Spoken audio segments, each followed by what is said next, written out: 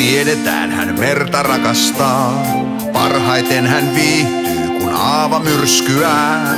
Tarinoita monta hän kertoo meille aina, kaikki niissä totta on siis kokemusta vain. Hän muistelmiaan kirjoittaa aina uudestaan, kirjan nahkakantisen aikoo valmistaa. Jostain syystä kirjoitus ei tahdo sujua, ehkä ensi vuonna nyt tahdon lojua.